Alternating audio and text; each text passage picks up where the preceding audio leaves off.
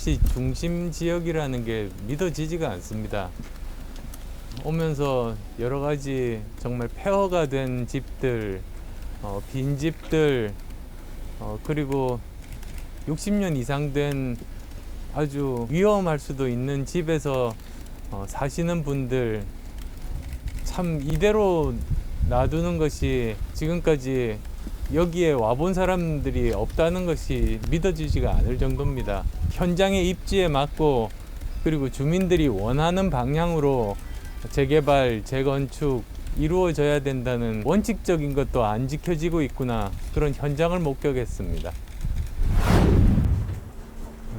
자세하게 지금 여러 가지 현재 상황들 들려주셔서 감사합니다.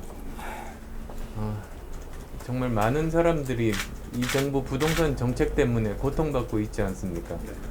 무주택자는 무주택자대로 집 마련 꿈이 사라지게 만들었고, 주택 하나 1주택자의 경우는 주거가 안정된 상황에서 세금 폭탄으로 집을 팔지 않으면 세금을 못 낼 정도로 만들어버린, 그러니까 주거를 불안정하게 만든 이런 일들이 참 참담한 일들을 지금 현장에서 많이 목격을 하고 있습니다.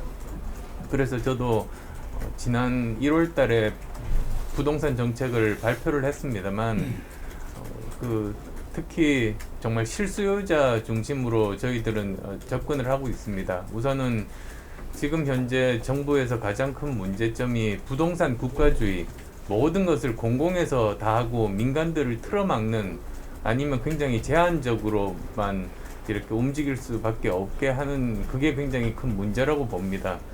민간과 공공이 서로 경쟁 상대가 아니라 오히려 상호 보완적으로 협력을 해야 되지 않습니까?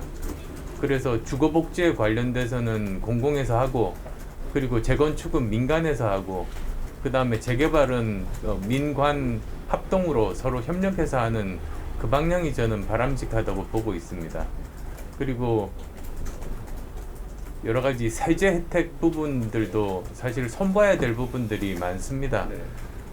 지금 당장 주택이 시장에 나오지 않는 문제를 해결하는 한 가지 방법은 거래세를 한시적으로 인하하면 다주택자들이 그 물량을 시장에 내놓을 수가 있는 것 아니겠습니까?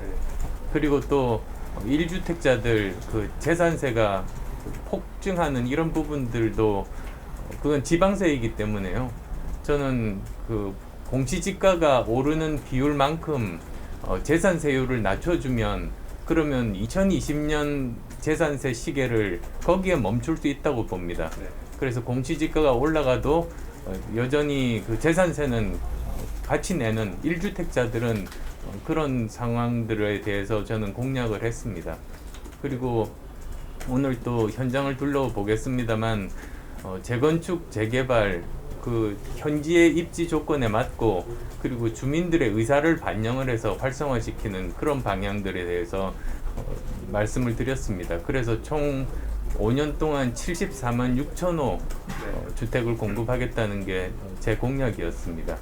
이런 부분들에 대해서도 한번 살펴보시고 의견들을 현장의 상황에 맞게 들려주시면 정말 감사하겠고, 오늘 또 현장들 한번 둘러보면서 실제 상황들 제대로 파악하도록 하겠습니다. 네, 감사합니다.